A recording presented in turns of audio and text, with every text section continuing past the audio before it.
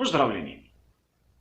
V času razsajanja virusa COVID-19 se morajo tudi dirke Formule 1 prilagoditi in znano je, da bodo imeli poseben režim, kar se da malo kadra na samem prizorišču, plus v hotelu v pripravljenosti določene rezerve. A danes si bomo pogledali, kaj se zgodi v nesrečnem primeru, da bi bil pozitiven na COVID-19 eden izmed voznikov.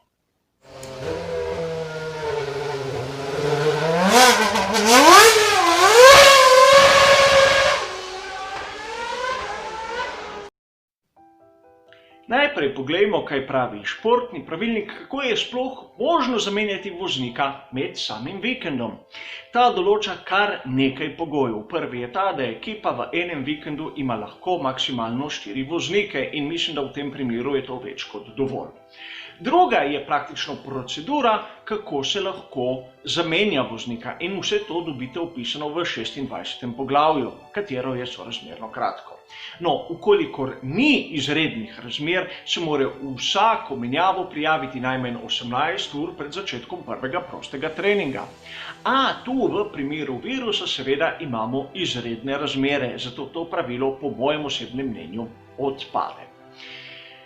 Seveda tu ne bo šlo z zamenjavo toliko v tistih prostih treningih kot na sami kvalifikaciji in dirki, zato mora imeti voznik, kar je logično, tudi super licenco.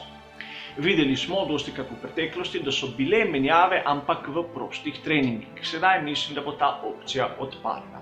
In seveda logično je tudi, da bo ta nov voznik v bistvu podedoval vse tiste elemente pogonskega sklopa, menjalnik in izbor pnevmatik od tistega uradnega voznika, katerega bo menjal. Treba je poudariti še nekaj, do menjave mora priti pred začetkom kvalifikacij. Ukolikor bo nekdo pozitiven na COVID-19 med kvalifikacijami oziroma po kvalifikacijah in pred začetkom dirke, z menjavo ne bo nič.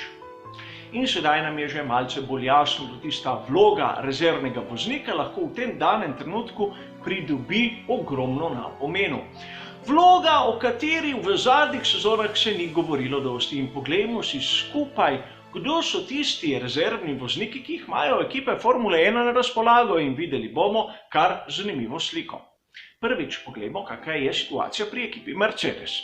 Stoffel Van Dorn kot tisti glavni imetnik tudi super licence, voznik Formule 1 do sezone 2018 pri McLarenu in druga rezerva Esteban Gutierrez.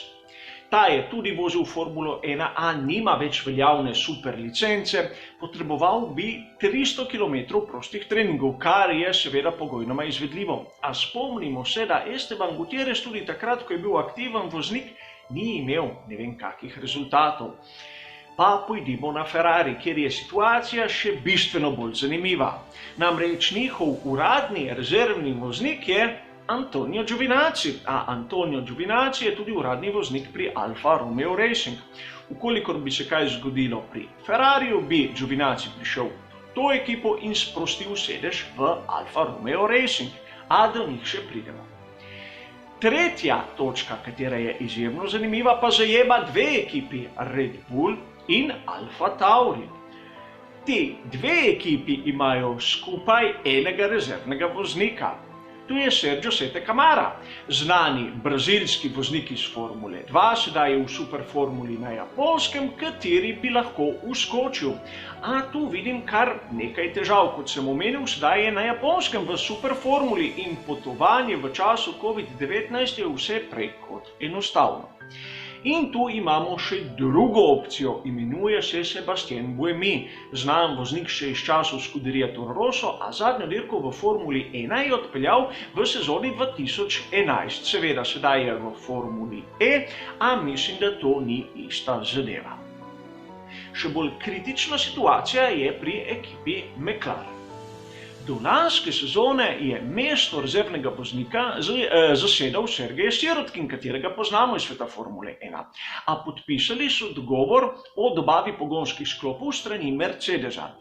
In ena izmed točk te pogodbe je bila tudi uporaba njihovih rezervnih voznikov. To pomeni, da tudi za McLaren velja omeniti tako Van Dorna kot Gutierreza.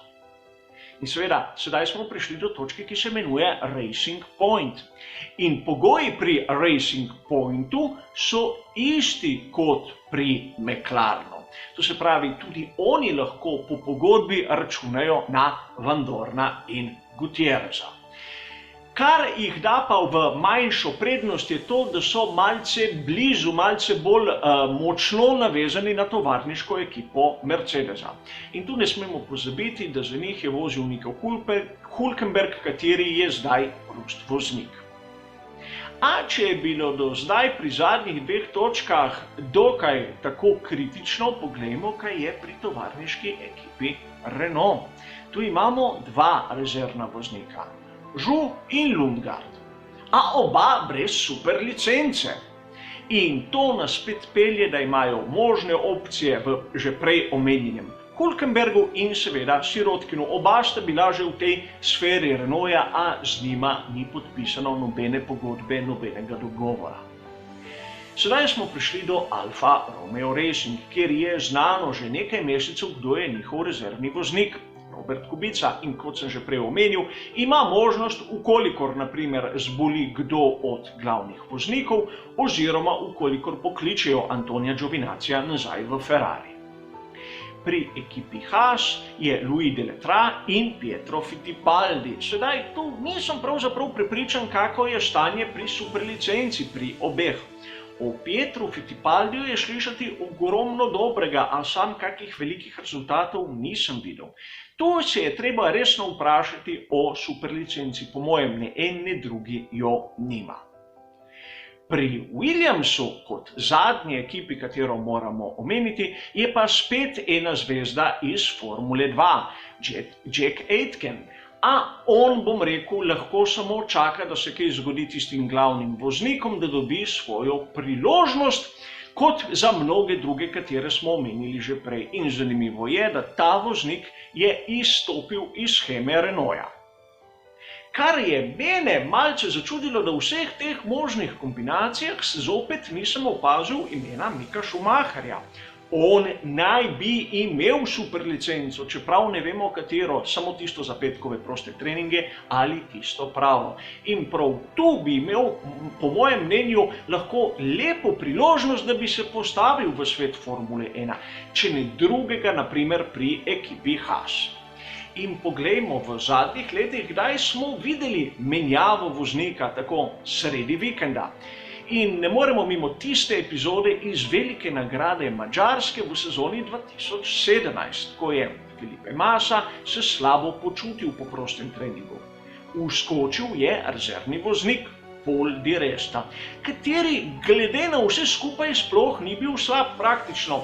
Vstopil v sedež Formule 1 direktno izza komentatorskega pulta.